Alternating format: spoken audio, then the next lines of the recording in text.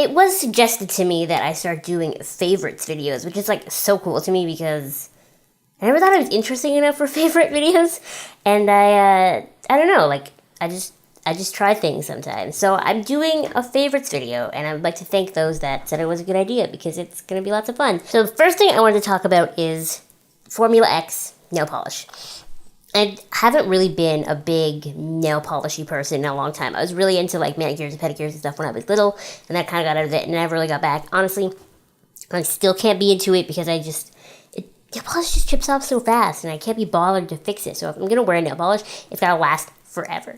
And so I bought this Formula X nail polish. This is in the shade Impeccable, and I put it on, and honestly, it lasted like a week and a half before it even started chipping. And then even at that point, I left it on for like another week before it like needed fixing. And you got to consider how much I use my hands for like everything I do, right? Because I didn't really use the rest of me. So I really, really like this. I actually bought the whole set, the $40 kit, and I picked a black nail polish with that set. And I only got that like yesterday, so I can't really comment on the whole set. So that'll be probably in next month's. But as of right now, I've tried just the color alone. It lasts forever. It's fantastic. And the coolest thing to me is that this is like a nude pink, right? And with a lot of other brands, the like nude pink colors usually go on really sheer. And if you want it to be opaque, you either gotta put something different underneath it, or you gotta do 6 million coats. And this was thick and opaque and everything by itself. So 10 out of 10 Formula X. I don't even know if I would consider this like an April favorite. It's more of just like an all-time favorite. This Aussie hairspray is the only hairspray I've ever used. I bought this bottle about 2 years ago, and I finally had to buy a new one like last week. And it was on sale even, so it'll last me forever, you know? What I love about this hairspray bottle is, first of all, it's ginormous, right? And it's flexible hold. So I've even found with other flexible hold hairsprays, sometimes you use it and it still gets crunchy and it still gets gross. And you know, like when you go out in the rain, you have hairspray in your hair, like it's really, really nasty. This doesn't do that. And I only ever use it, like I spray it on the top to make sure I have no flyaways or anything. And then I usually spray it on my bangs after I straighten them so that some of them will stay in my face and not just automatically go back. And yes, so this is like the best hairspray of all time. Just putting that out there. And it's not even expensive, so yeah. I don't really know if I would consider Physician Formula Organic Wear BB Cream like a favorite. Like, I don't know if I will ever rebuy it. But I bought it because I've been looking for a really good BB cream. As you know, if you saw my Tarte video, that's what I've been interested in. And because I couldn't try this in store, I had to buy it. So we're using it. It has everything I wanted from a BB cream, from a little bit of sun protection to like being good for your skin and a little bit of coverage and evening out and that sort of thing, but it doesn't have enough coverage for me, so I actually do usually put my foundation on over top, but I don't find that I get as oily with this underneath. And so really, I do like it. Would I buy it again? It was like 20 bucks really. So probably not. But I do like it. The other issue with this is that it really only comes in this color. It comes in like light and light medium, and they look the same. They were beside each other on the shelf, and I didn't even notice the difference. So unless you're really pasty like me, you can't use it. You just can't, which is stupid. Why don't they make varieties of colors? I don't know. Another drugstore makeup thing that I tried for the first time this month was this Rimmel eyeliner, Scandalize Waterproof Kohl eyeliner. And I'm really not a big fan of pencil liners, as anybody who's seen any of my videos before knows. I just don't like how they go on and they're kind of like rough or whatever. This is the only pencil eyeliner I will ever buy again that I've ever tried. It's waterproof, right? So it's got all the benefits of that, but then because it's like a kohl liner, I put it on and I do my wing, and then I take a really flat eyeshadow brush and I smudge it in, and it looks so good. And this is honestly 100% this Rimmel one. The only pencil eyeliner I've ever bought that I genuinely liked, and the only one that I look at and go, I would buy this again, 10 out of 10. Another favorite is actually something I'm really disappointed because I forgot to mention these, I'm pretty sure, in my like all-time lipstick favorite videos. And they are easily my all-time favorite lipsticks. And these are the Buxom ones. So you can get these like tiny ones in packages of 2. There's like this package, which has like a pinky color and a purpley color. And then there's this package, which has a red and a nude. These are like my favorite lipsticks of all time, and they're only 20 bucks for the package of 2. Probably cheaper than buying 2 drugstore lipsticks anyway, so you might as well go for it. They have such incredible like color payoff. They are so pigmented, they don't feather, they stay on all day unless I eat. Then I do have to reapply a little bit, but it's like that with everything because I'm just a messy eater. And they're just so lovely. So this one that's called Hooligan, it's the one that I consider like a little bit purplier. It reminds me a lot of Max, like MAC, not Max, you know what I mean? Max Brave, and it's like See, it's like this, so it's just so lovely. Can you see? Can you see? It's my handband that way, my handband this way. Gotcha. See, it's just so pretty. The red is like my favorite red I've ever owned too. Look. Look, look, look, look, look. Looks like it's been chewed, but I promise you I'm just rough with the packaging. Oh, the red is so bright and so fab. Look at that red. Amazing, amazing. I would 100% recommend these, and if I ever run out of any of these little tiny ones, I will buy the full-bodied one in a heartbeat, honestly. No questions asked, no second thoughts. I also got really into, ever since I started using the, like, Boscia stuff for washing my face, I really got into that sort of idea of making sure that everything I put on my face is good for it, you know? So I got into the Josie Maran Argan Oil mascara, the black one. So it's supposed to be lots of argan oil and like some charcoal-y stuff is what makes it black. And that is the only mascara that I use now. I really do like it. I wish it was waterproof because my eyelashes naturally aren't very curled.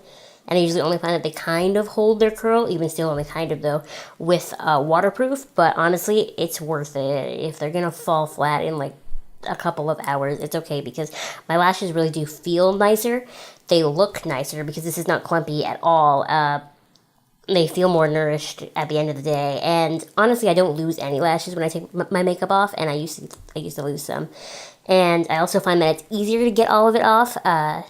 That's not just because it's not waterproof. I've used other mascaras before, and at the end of the day with this, when I take my makeup off, I really like, you can see my super blonde eyelashes. There's no black left on them.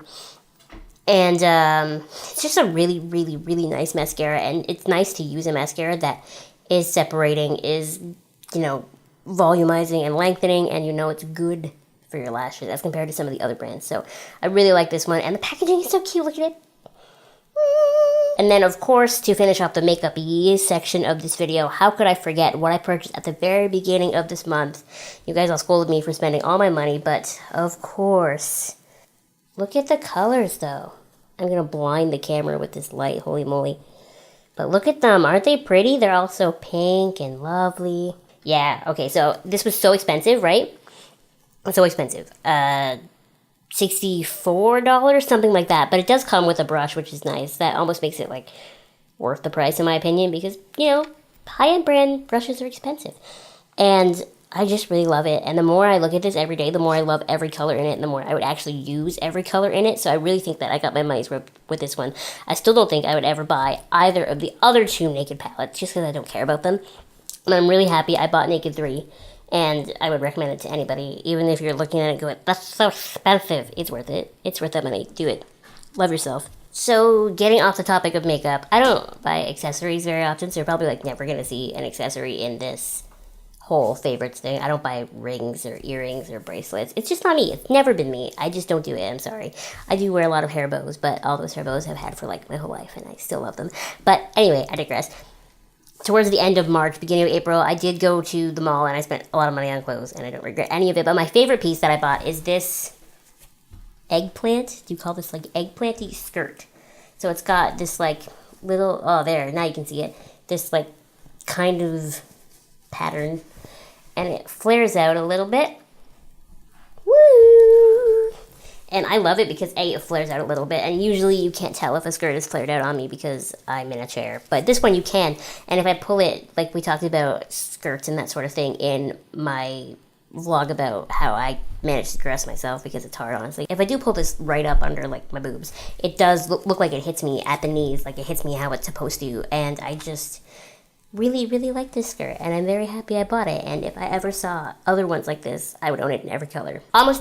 Almost done, April favorites, but I wanted to show you this book, the Bobbi Brown makeup book.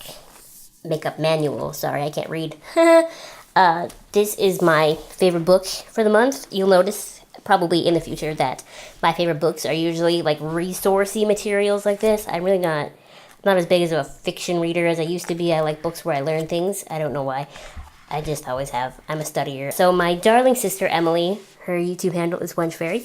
She picked this up for me, and she's the best. And this book is just, it's amazing. You learn everything about putting a makeup on, every different skin tone and every different face shape, and it's got these like little tutorials in it.